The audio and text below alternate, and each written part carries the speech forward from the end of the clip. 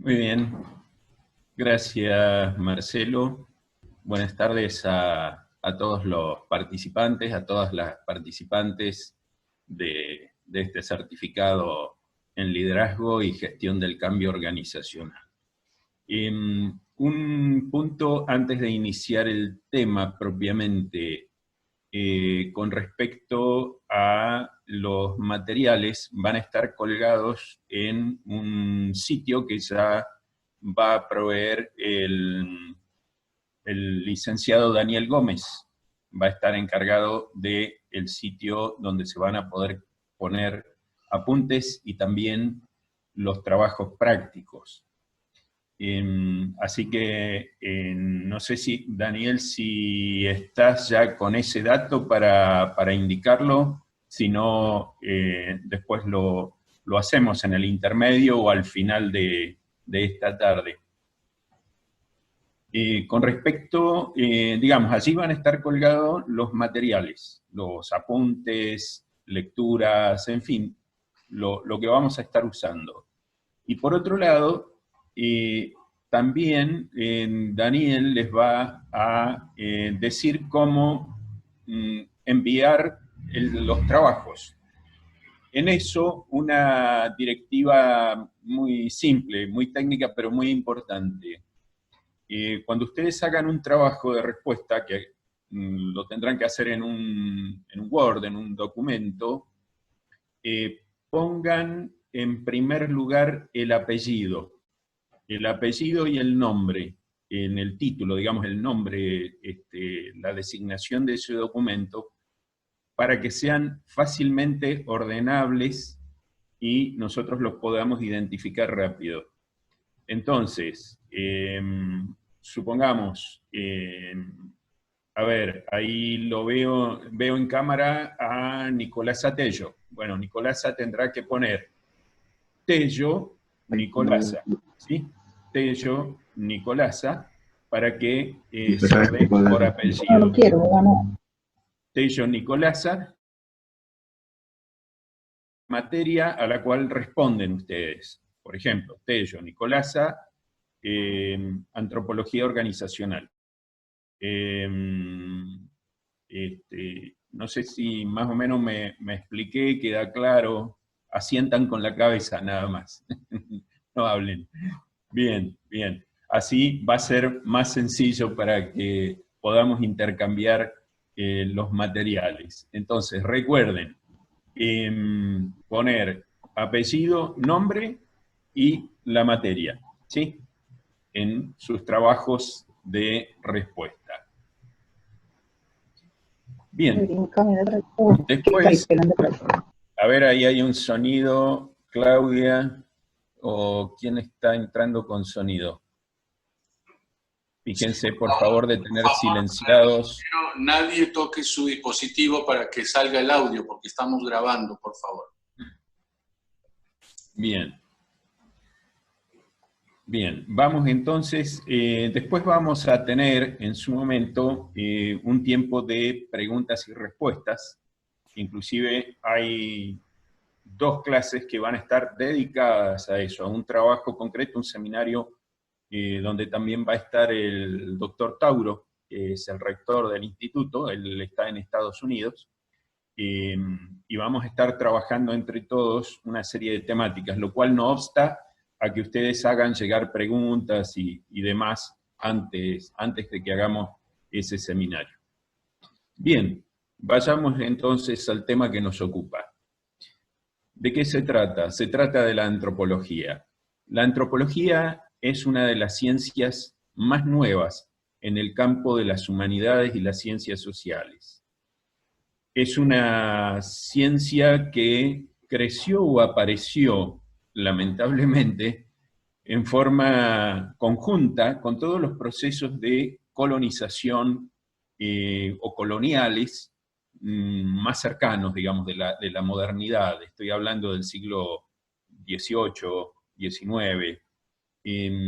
¿Por qué? Porque las naciones que colonizaban en esa época, ya fuera Gran Bretaña, Holanda, Francia, Bélgica, digamos, los países tradicionales de la última etapa de colonialismo, empezaron a enviar administradores para ver cómo funcionaban sus empresas en estos países colonizados, especialmente en el África, también en la zona indochina y también algo en Sudamérica.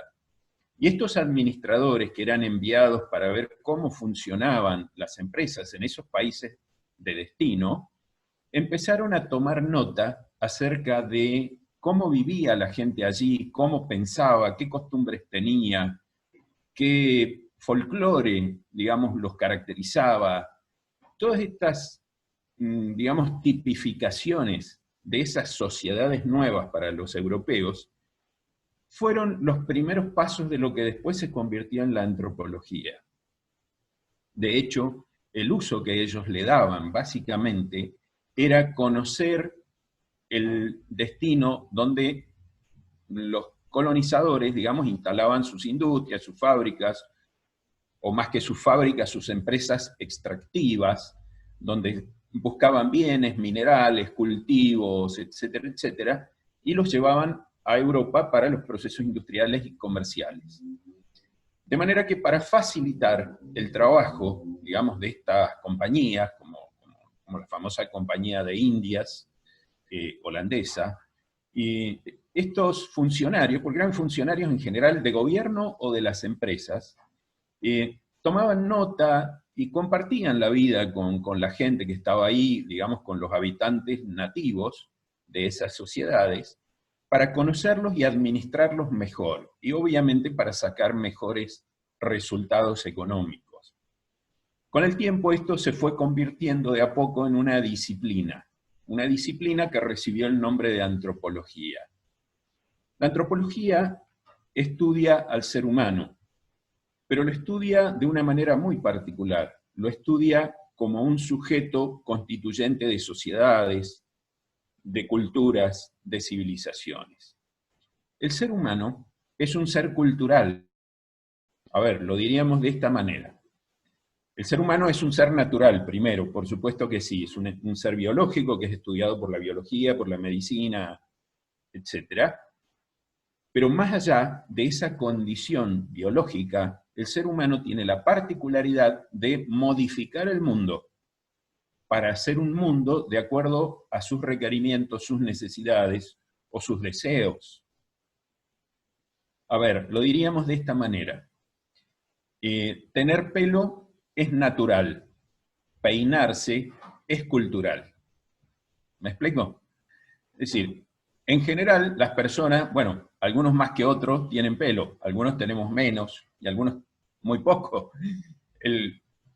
Pero el peinarse es un acto cultural, digamos, porque las personas no se peinan igual según la sociedad a la que pertenezcan o según la imagen que quieran transmitir. Veamos otro caso.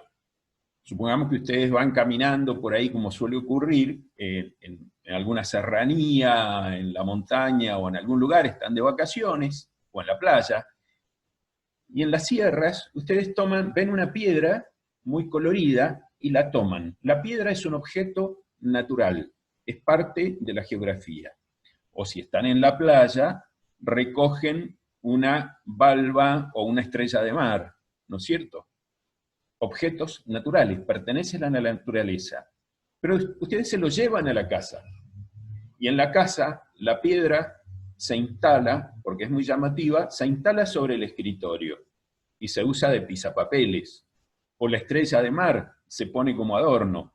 En ese caso, tanto la piedra como la estrella de mar han sido culturalizados. ¿Sí? Es decir, dejaron de ser solamente objetos naturales para convertirse en objetos culturales. Este aspecto, que es constitutivo del ser humano, no es único. Hay tantas culturas como sociedades existen, y dentro de cada sociedad, a la vez, hay subculturas o microculturas. Digo que, por ejemplo, todos habitamos el mismo planeta, pero cada uno habita un mundo diferente, ¿no? Habitamos mundos distintos. La persona que vive en una ciudad con un gran desarrollo urbano, con una gran formación, con un alto nivel de codificación cultural, con trabajos bien pagados, con un estándar de vida elevado, con todas sus necesidades básicas satisfechas, habita un mundo.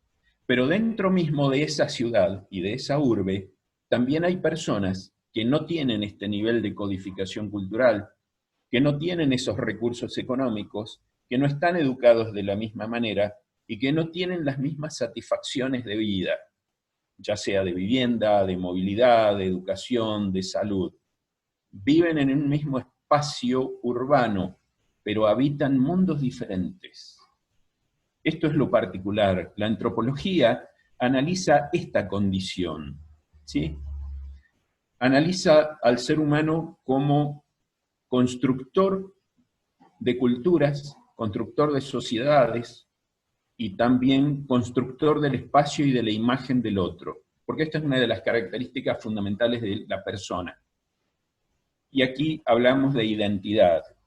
Fíjense que cuando ustedes le preguntan a alguien por la identidad, digamos, ¿quién sos? O presentate, o describite, la persona lo que hace es contar una historia. Es decir, realiza una narración, un relato acerca de sí mismo. Y ese relato es un modo de interpretación sobre su propia persona. Y cada persona tiene un relato diferente. Cada persona tiene una cosmovisión diferente, un modo de entender el mundo, un modo de vivir el mundo, que no va a ser igual que el de otra persona, ni que su vecino, ni que su compañero de trabajo o personas más alejadas. Estas características son aspectos que estudia la antropología. También la antropología, digamos, tiene especialidades. Está la antropología forense, por ejemplo, que estudia los cuerpos determinando identidades o estudiando, digamos, los fenómenos culturales que han afectado a esos cuerpos o en los cuales han estado inmersos.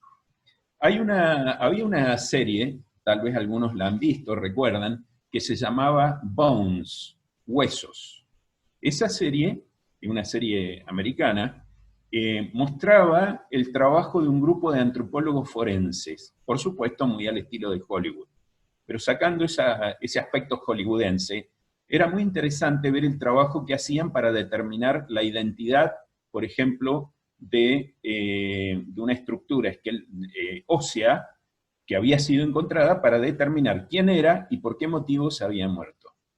Argentina tiene la virtud de poseer un equipo de antropología forense muy importante en la Universidad de La Plata.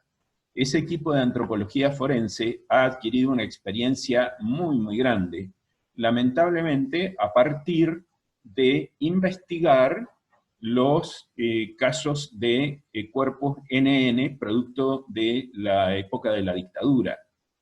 Ese equipo forense es el que encontró y determinó la identidad del Che Guevara en Bolivia, en una pista de aterrizaje. Ese equipo forense es el que ha trabajado en la determinación de las identidades de los cuerpos que se encontraban en fosas comunes en El Salvador, en Nicaragua, y también estuvieron trabajando en la búsqueda y determinación de posibilidades de dónde estarían esos cuerpos de los estudiantes de Ayotzinapa en México, que es uno de los últimos acontecimientos en los que ellos han trabajado. También la antropología trabaja el aspecto lingüístico, es decir, hay un campo muy particular que se llama sociolingüística, semiolingüística, donde particularmente trabajan los antropólogos, determinando el origen y el proceso en que se fueron formando los idiomas, los lenguajes de las personas. Y se usan mucho, ¿saben qué? En el antiterrorismo. ¿Por qué? Porque a través del lenguaje se puede determinar la identidad de las personas. Porque cada persona no habla de cualquier manera, habla según su origen e identidad cultural.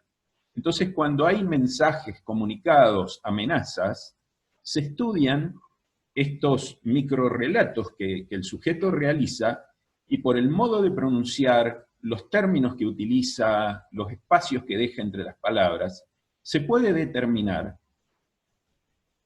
no estrictamente si es Juan o Pedro, digamos, pero sí se puede determinar el origen de esa persona, dónde podría estar, dónde fue educado, cuál es su historia, ¿no? A grandes rasgos, lo que permite definir con más claridad cuál es el origen de la amenaza. Esto, entre otras particularidades y áreas de investigación.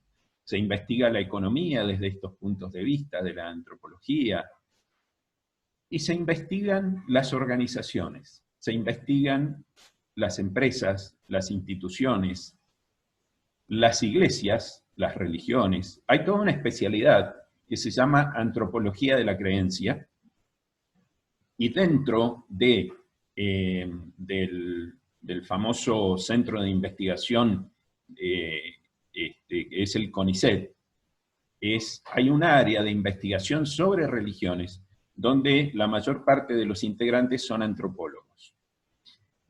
Y se estudia justamente todo lo que ocurre con las personas, cómo actúan, cómo es esto de las estructuras religiosas, las creencias, digamos, en general, no es una línea, sino que se estudia la creencia en general.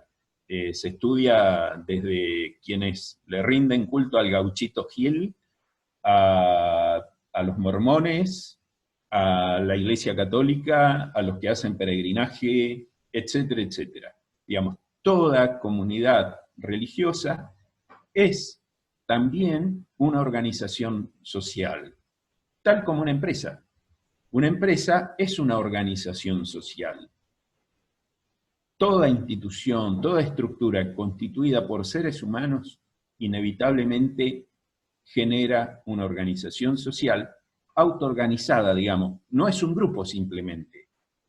O sea, no cualquier grupo es organización social. Tiene que haber un proceso de interacción, un proceso de definiciones de propósitos, un trabajo para definir en qué creen, cuál es su tarea o cuál es su misión, a qué se dedican, a dónde quieren llegar. Digamos, un grupo, cuando toma estas decisiones o estas definiciones, se va constituyendo en una organización social. Toda organización social es un grupo, pero no todo grupo es una organización social. Y es de aquí que estas organizaciones sociales se estudian en profundidad, en detalle, y se discute mucho sobre ello, y especialmente se ha estudiado y se ha discutido desde la antropología y también desde la sociología, desde el proceso de desarrollo industrial en Occidente. Las necesidades de, digamos, satisfacer las demandas del mercado, la producción, el consumo, las demandas, digamos, de todo tipo para proveer y suministrar insumos a la industria y luego suministrar productos al mercado, todo eso pasa a través del trabajo humano. Sí, de las máquinas, ahora también con los robots, lo que complica la cosa un poco más, pero en todo caso, siempre hay seres humanos que son los que definen, los que toman decisiones, los que establecen pautas de trabajo, los que establecen metas, propósitos, y también administran los recursos. Y una organización tiene una cultura. Donde hay seres humanos, se genera cultura, se generan prácticas, se generan costumbres, se generan ritos, se generan hábitos. Eso ocurre en toda empresa. Y cada empresa genera un tipo particular de cultura según su historia, ¿no? Como esto que decíamos de la identidad de las personas. La identidad es el relato que hago sobre mí mismo. Mi identidad es el relato que cuento sobre mí. Y una empresa, su identidad es el relato que cuenta sobre sí misma. Por supuesto, es un relato colectivo. Esa es la diferencia. Pero también acá ha habido discusiones sobre esto. Es una discusión que viene ya de hace largo tiempo. Se ha discutido acerca de la cuestión de los trabajadores, de los administradores, de los accionistas, de los directores. Estos análisis que se vienen haciendo hace mucho tiempo, especialmente de principios del siglo XX, con algunos, como un muy conocido ingeniero Fayol, ¿no?, que trabajaron y discutieron la cuestión de la producción y el trabajo, cómo mejorar la calidad, los niveles de producción, o sea, la eficacia y la eficiencia dentro de una empresa. La eficacia es lograr lo que se propone, lograr el producto que se propone producir. La eficiencia es lograrlo al menor costo posible. Y estos temas fueron siempre centrales, digamos. ¿Cómo deben actuar y trabajar las personas en una empresa, en una industria, en lo que sea, para que su resultado sea eficaz y eficiente?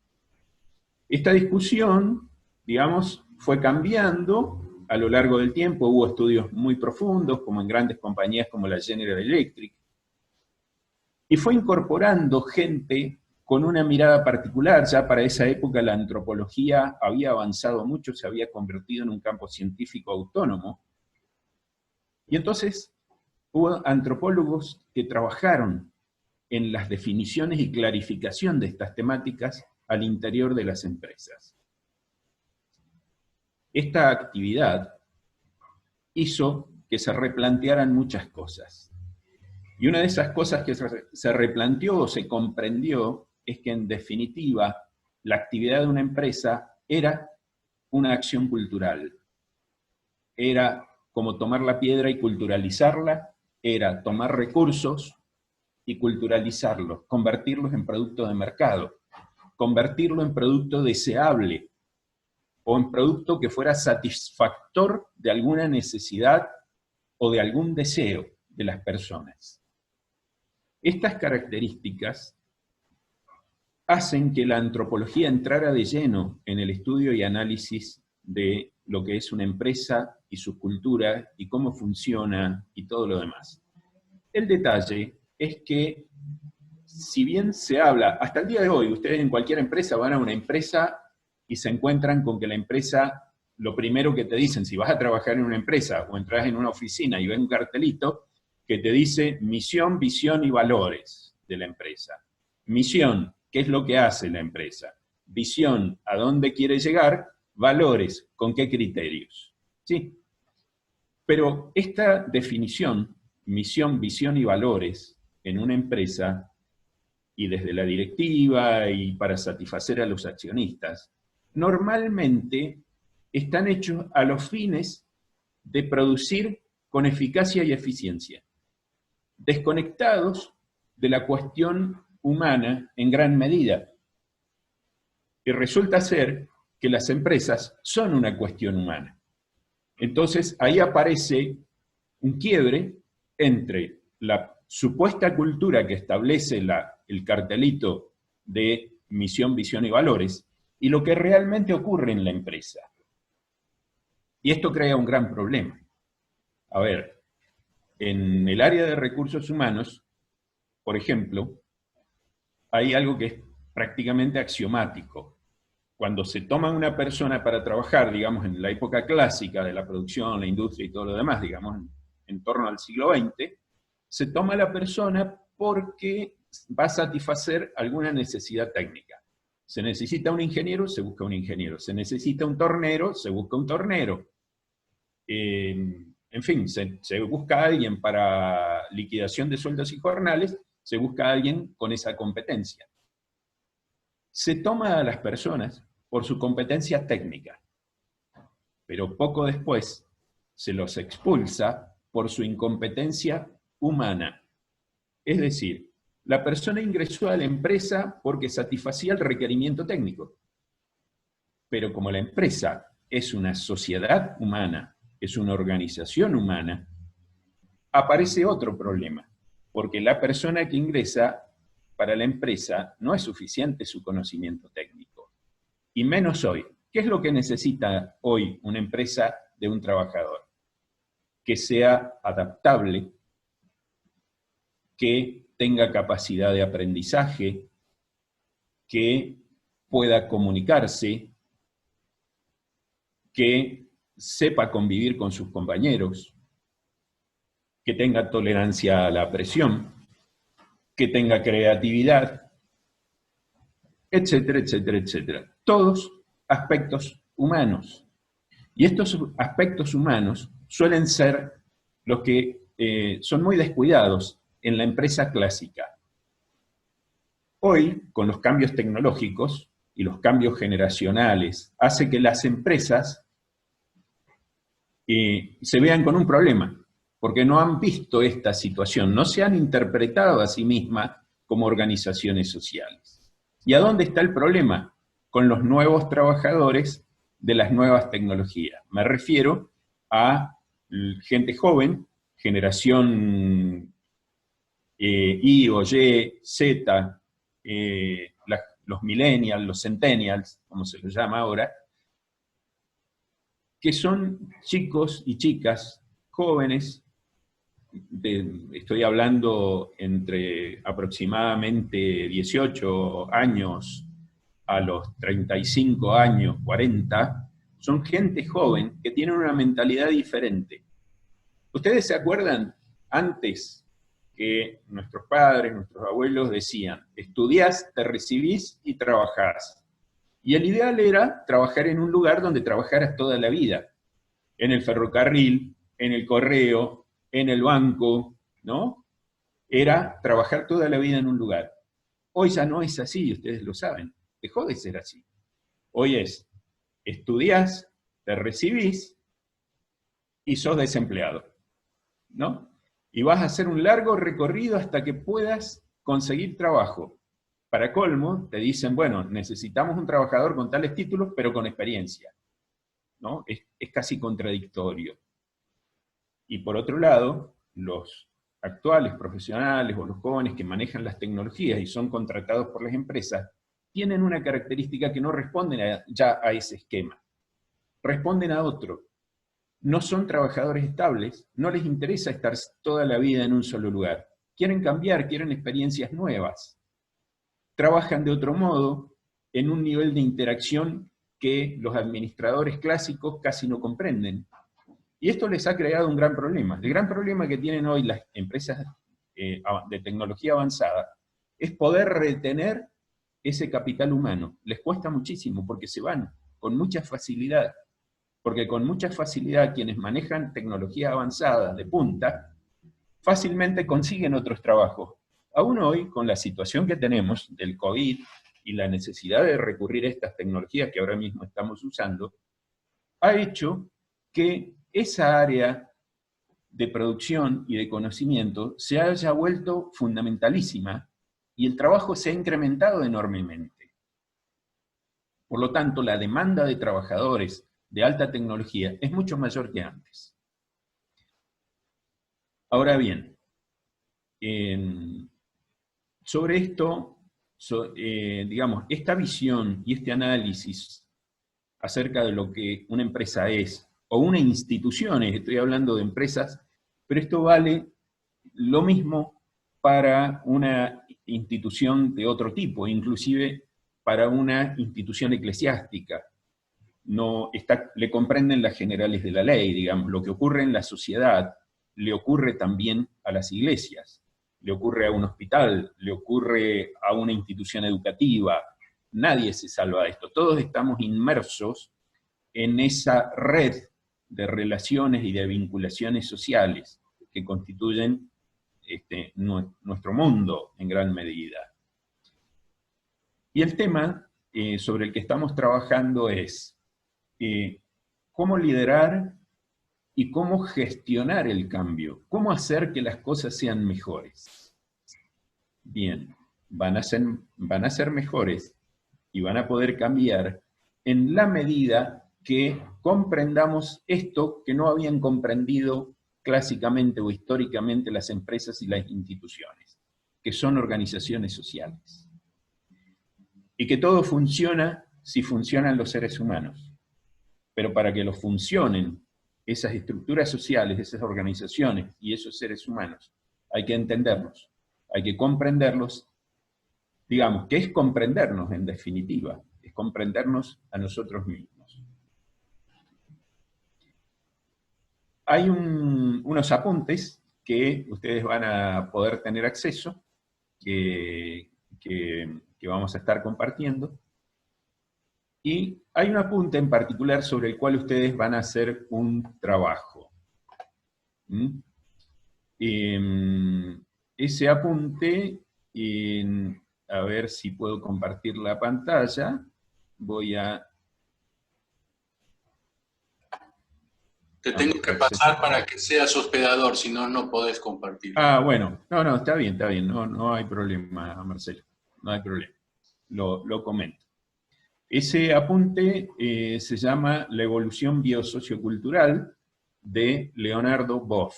Leonardo Boff es un filósofo y antropólogo brasilero, era franciscano, pero bueno, sus escritos provocaron muchas reacciones ríspidas en el Vaticano y se tuvo que retirar finalmente. Primero lo disciplinaron, lo disciplinó Juan Pablo II, después Benedicto, y finalmente él renunció, porque le habían prohibido enseñar y escribir y él no estaba dispuesto a ser silenciado.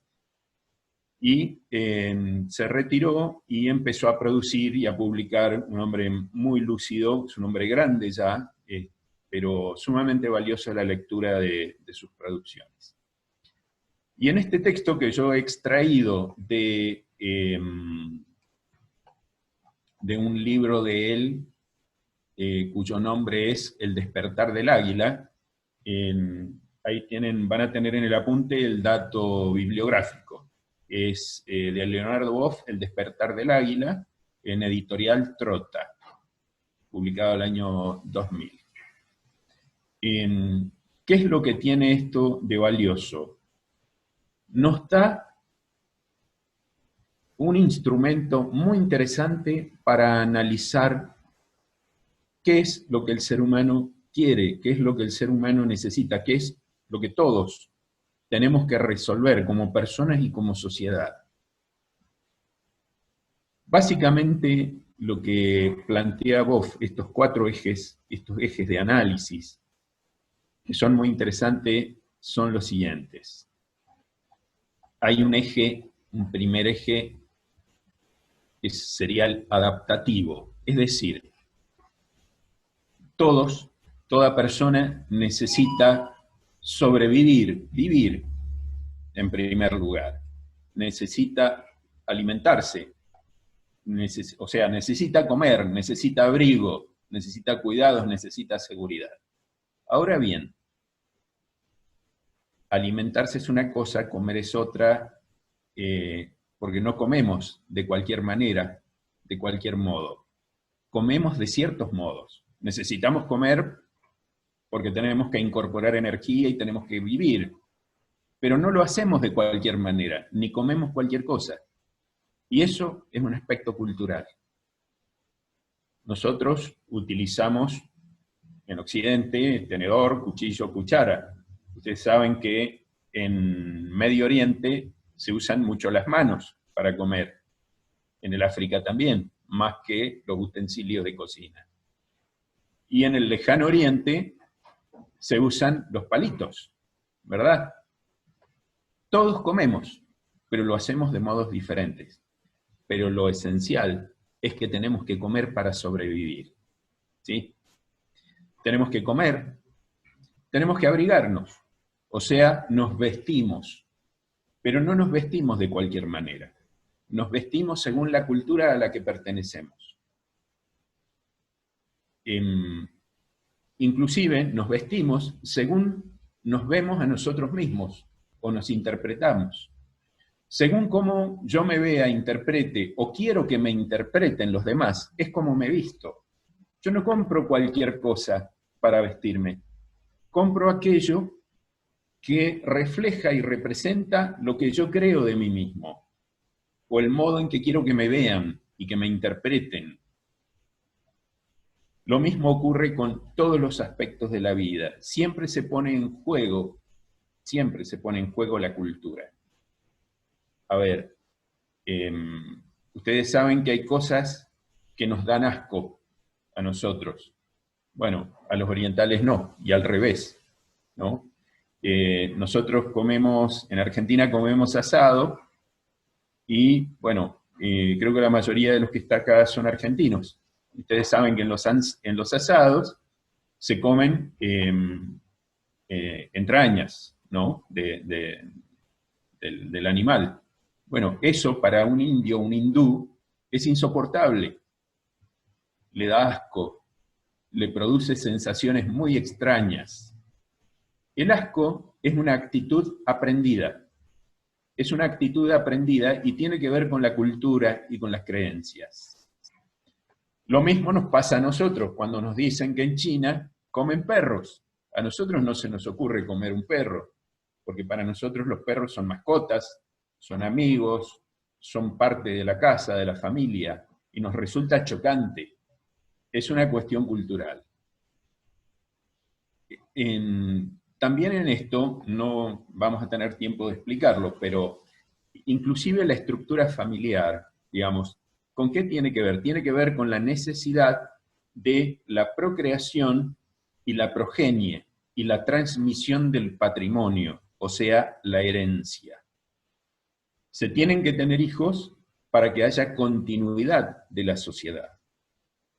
Y además, para que haya alguien que reciba, que recepcione los bienes que nos ha costado generar. Y lo que queremos es que la generación siguiente reciba esos bienes, viva mejor, que los cuide y los multiplique. Y esas formas, digamos, de estructura para la progenie y la continuidad y los hijos y la herencia, tiene que ver con las formas familiares. La forma familiar viene a satisfacer o a resolver esa cuestión. Pero no en todos lados es igual. Para nosotros, occidentales, lo normal y estándar es la monogamia, es el matrimonio monogámico, el esposo y la esposa. Pero no ocurre así en otros lugares, e históricamente hay otras pautas. Ustedes saben que existe la poligamia entre países de Medio Oriente, especialmente en las prácticas islámicas. Y también, digamos, la poligamia como poliginia, digamos, un hombre con varias esposas. De todas maneras, aclaremos que hay un límite, no puede tener cualquier cantidad de esposas en términos islámicos. Puede tener hasta 4 si las puede sostener económicamente. También está condicionado. Y existe en el Oriente, en la zona de Nepal fundamentalmente, algo que se llama poliandria. Es una mujer que puede tener varios esposos. Todo esto en realidad tiene una razón de ser. No es promiscuidad sexual. La cosa es mucho más compleja que esa. La poligamia o poliginia de un hombre con varias esposas tiene que ver con pueblos que han sido muy combativos y que están en guerra y que pierden los hombres en las guerras. Entonces, para repoblar necesitan, digamos, rápidamente un hombre con varias esposas puede tener muchos hijos. En la poliandria es al revés, son pueblos que corren riesgo de morir de hambre porque no hay recursos. Entonces, lo que hacen, se reparten, los hombres están alejados con pequeños huertos o animales cuidando, y una mujer va recorriendo, que es esposa de todos ellos, porque de esta manera se resuelve la tensión sexual por un lado, y por otro lado no se generan muchos hijos. Una mujer con muchos esposos no tiene muchos hijos, ¿sí? Tiene los mismos que tendría con un solo esposo, digamos. En cambio, la poligamia o poliginia es inversa, genera muchos hijos. Entonces, unos resuelven el problema del hambre, digamos, y de la posibilidad de aniquilación de una sociedad tribal, y los otros también, pero uno lo tiene que hacer de un modo y el otro del otro. A ver, y valga una aclaración ahora, no estoy promoviendo, aunque a alguno le haya parecido una buena idea, ni la poliginia ni la poliandria. Lo que la antropología hace es analizar justamente las prácticas, las costumbres, los hábitos, los ritos, las tradiciones, para ver cómo cada sociedad resuelve estos temas que toda sociedad necesita resolver. Toda sociedad tiene que resolver la alimentación, el abrigo, la seguridad, la progenie, la herencia, etcétera, etcétera. Y cada sociedad lo hace de un modo distinto. Y para la otra sociedad ese modo está mal y el suyo está bien. Esa actitud es lo que se llama antropocentrismo. Creer que lo que yo hago está siempre bien y que lo que el otro hace está siempre mal, ¿no? Es un tema sumamente interesante, pero bueno, no tenemos tampoco ahora tiempo para desarrollarlo. Ya en algún momento o en otros cursos lo haremos. En otros aspectos de esta historia, digamos, de Boff, de esto que nos permite analizar, es el eje asociativo. Los seres humanos no solamente viven, conviven. Hay colaboración, hay solidaridad, pero también hay guerras. Parte de esa construcción social, esas estructuras que se constituyen, hacen que existan familias, antiguamente o en otros lugares, tribus, clanes, que se constituyan ciudades, que haya estados, que haya organizaciones supranacionales, que haya instituciones, que haya comunidades eclesiásticas, que haya empresas, todo aquello que lleva a la posibilidad de producir y trabajar de la mejor manera, tiene que ver con la asociatividad y con el trabajo cooperativo. Como bien dice Yuval Noah Harari, el historiador judío que últimamente ha estado de moda con algunos de sus libros, ya lo vamos a poner como referencia bibliográfica, dice, ¿cuál es la diferencia entre los monos y los seres humanos? Más allá de las obvias diferencias. Dice, los monos tienen muchas habilidades muy parecidas a los seres humanos. Pero, ¿qué pasa si en un estadio ponemos 50.000 monos y en otro estadio ponemos 50.000 personas? Los monos se van a conducir como 50.000 monos y va a ser un escándalo y no van a producir nada. En cambio, los seres humanos se van a organizar para ver un partido de fútbol o van a ver un espectáculo. El ser humano produce porque coopera, porque se integra con otros. Esa es una de las grandes diferencias. El otro de los ejes es el eje de la significación, del sentido. Podemos vivir si nuestra vida tiene significado, si podemos construir significado. Para eso estudiamos, para eso reflexionamos, para eso meditamos, para eso dialogamos, para eso aprendemos.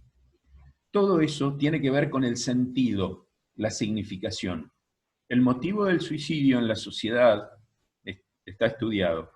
No es que la persona tenga sufrimiento por hambre o por enfermedad, puede ocurrir excepcionalmente, pero básicamente el suicidio está asociado a la falta de sentido de la vida. ¿Sí? Y finalmente, lo que se llama el eje espiritual, que tiene que ver con la percepción de totalidad de la vida y del cosmos en el cual vivimos. Si en una empresa, si en una institución, si en un organismo,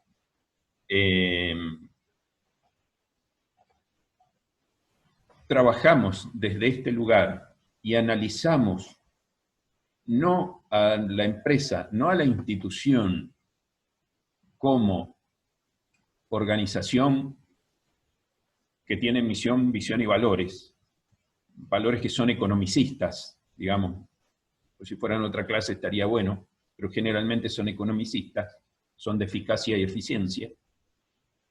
Si en una institución, si en una empresa, si en una organización trabajamos analizando la cultura desde estos ejes biosocioculturales y podemos comprender que las personas que están allí son personas necesitadas, deseantes, que necesitan construir sentido, que necesitan construir significado, vamos a poder tener una organización diferente, con otras capacidades, con otros vínculos, que va a permitir potenciar la cooperación y el enriquecimiento.